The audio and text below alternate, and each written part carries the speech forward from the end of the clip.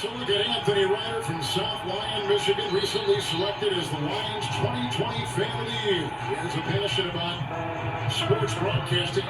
With the 112th selection in the 2021 NFL Draft, the Detroit Lions select Amon-Ra St. Brown, wide receiver, USC. One pride, baby! Yeah!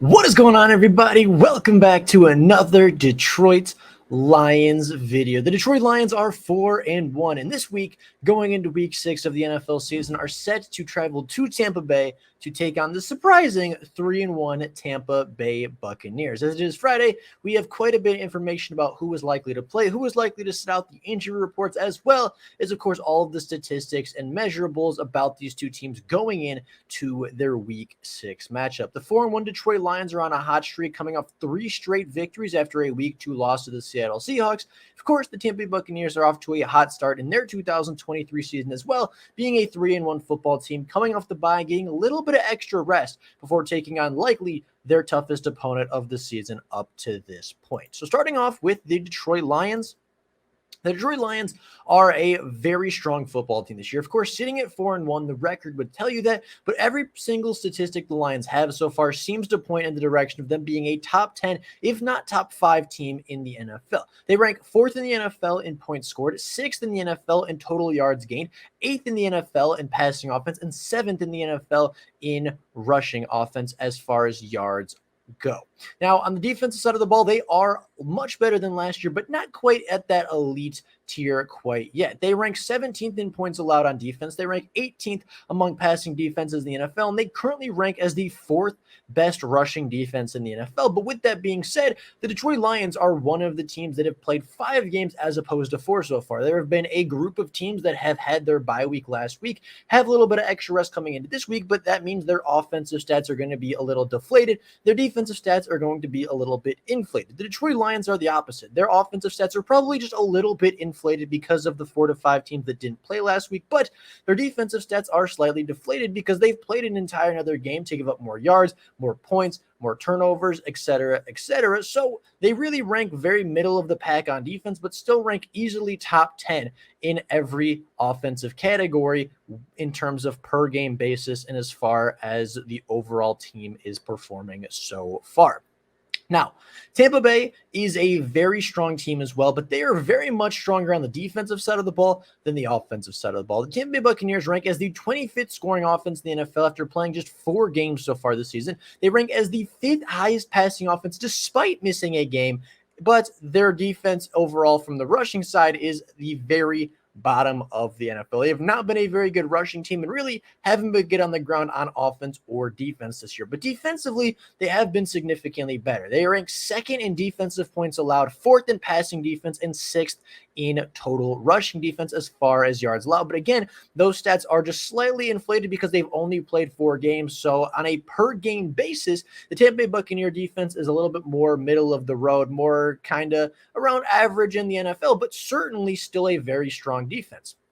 As of right now, the Tampa Bay Buccaneers rank 18th in the NFL in yards allowed per carry, yards per attempt. They rank 18th in the NFL. As far as rushing yards per game, they rank 10th in the NFL, just inside that top 10 margin, but they rank 16th in yards per game allowed through the air. So they are a good defense, but I wouldn't say they are a great defense. I think that their bye week really inflates their defensive statistics a lot, whereas instead of really being a top 5 defense like their stats would suggest, they're really closer to that 10 to 15 range, which is still very strong. And with a good, strong passing offense, they can certainly win a lot of games as we've seen so far.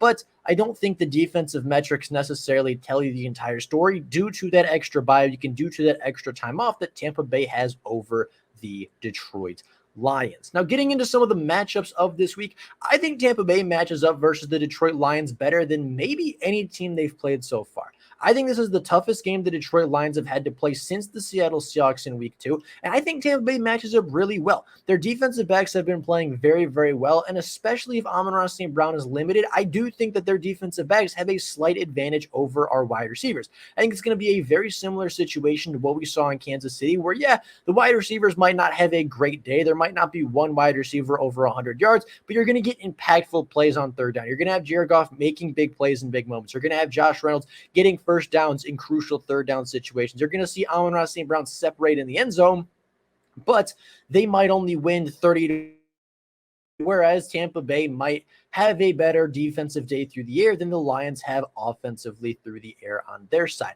As far as tight ends go, I think that the linebackers for Tampa Bay are very, very strong. Lavonte David and Devin White are great, and they've allowed the 4th fewest receiving yards by a tight end this season among all NFL teams. Now, if Sam Laporta is unable to go, as it seems his status is a little bit up in the air, I do think that there's going to be a massive advantage in the direction of the Tampa Bay linebackers. But if Sam Laporta plays, I do think this is a very close one, as Sam Laporta, of course, leads tight ends in receiving yards, and Tampa Bay is a top 5 team as far as yards allowed to the tight end. That should be a really fun matchup to go to, and I really hope that Sam Laporta does play, because I think he'll impact the offense tremendously. But if he doesn't go, I give it a big swing towards the linebackers of Tampa Bay. Now, the Lions' offensive line is significantly better than the Tampa Bay defensive line. Tampa Bay has really not been able to generate a whole lot of pressure this season outside of Vita Vea. They really haven't been able to stop the run like an elite football team.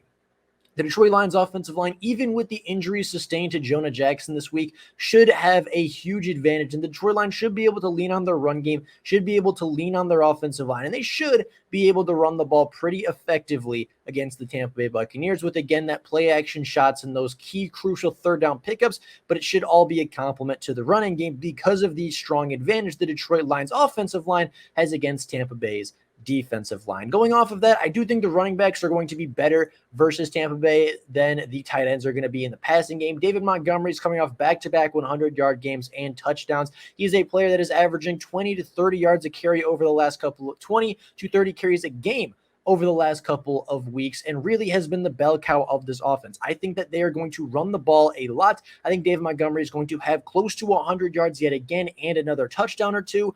And I do think that David Montgomery is going to be the better and get the better of the matchup versus Devin White and Lavonte David. Now, the Detroit Lions do have a little bit more going for them. They do have the better quarterback. I think Jared Goff is playing better than Baker Mayfield, but I do think Baker Mayfield is playing a really good brand of football, kind of his style of football, where he's going to extend plays, he's going to give his wide receivers chances down the field. And so far, throwing it up to Mike Evans and Chris Godwin seems to be working out pretty well for Tampa Bay and Baker Mayfield. But I also think the Detroit Lions have a better coaching staff. Obviously, Ben Johnson is very good. Aaron Glenn has been top tier over the last couple of weeks. And even Dan Campbell, somebody who isn't really an X's and O's guy, is coaching his team very, very well. Obviously, if you're 4-1, your coaching staff has to be pretty good. He's outcoached Matt LaFleur. He's outcoached pretty much every team he's played so far, other than arguably the Kansas City Chiefs and Seattle Seahawks. He's outcoached several teams in back-to-back weeks, and this coaching staff, I think, is stronger than the Tampa Bay staff. However, I don't think Tampa Bay's is necessarily bad.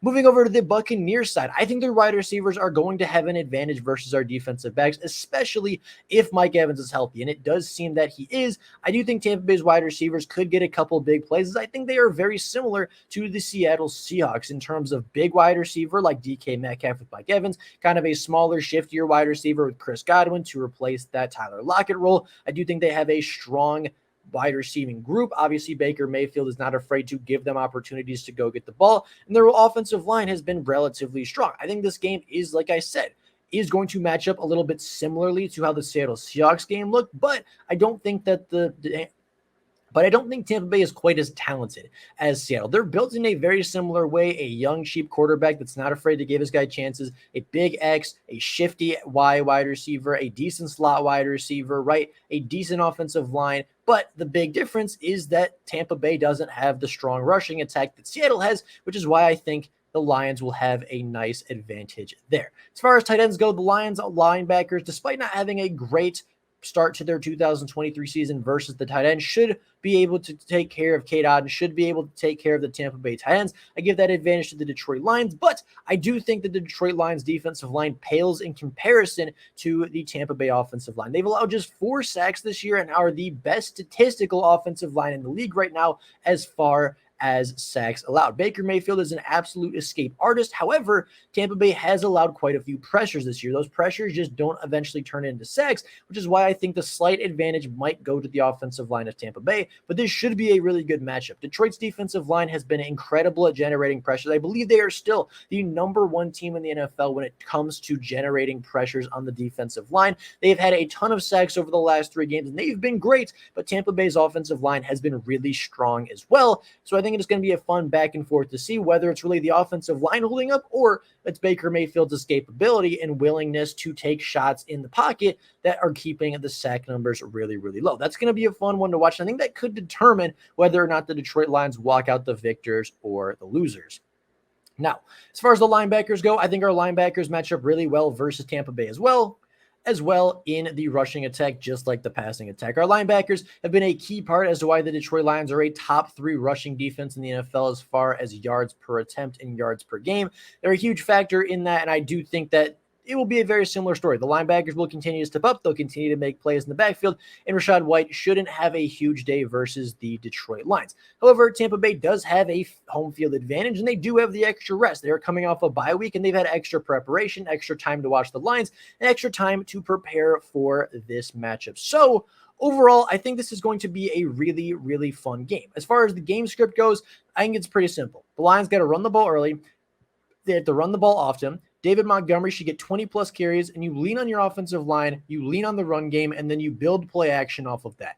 Tampa Bay's defense is very strong, but the Detroit Lions offense is even stronger. They should be able to run the football. They should be able to create some separation off of play action. They should be able to move the football. They should be able to put up at least a decent amount of points. However, I do think this will be a relatively low-scoring game as Tampa Bay's scoring offense isn't very good and the Lions' defense is strong.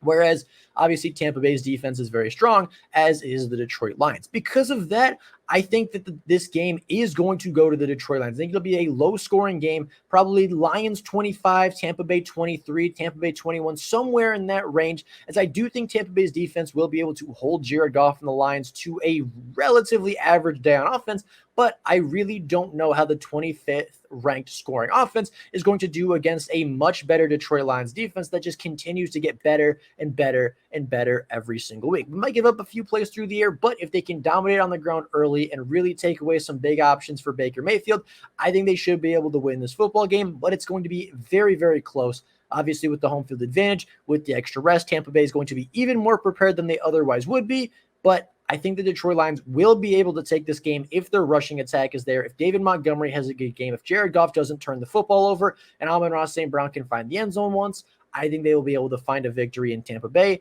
and leave week 6 as a 5-1 football team. But with all that being said, that is all I have for you guys today. A very fun matchup this week versus 2 very, very solid teams, right? Detroit Lions 4-1, Tampa Bay 3-1. 2 teams looking to really solidify themselves as the clear frontrunner of their division. And the other team looking, of course, not to take their second loss of the season. I think it's going to be a very fun matchup, a very fun defensive fest. And I do think the Lions will eventually walk out on top. But with all that being said, that is all for you guys today. Let me know down in the comments below. Do you agree? Do you think the Lions are going to take this game in Tampa Bay? Or do you think Tampa Bay is going to sneak up on the Detroit Lions and take a victory that they're very much going to have to earn? I'd be very curious what you guys have to say. But with all that being said, that is all for you guys today. Thank you all so much for watching. And until next time, and as always, go Lions.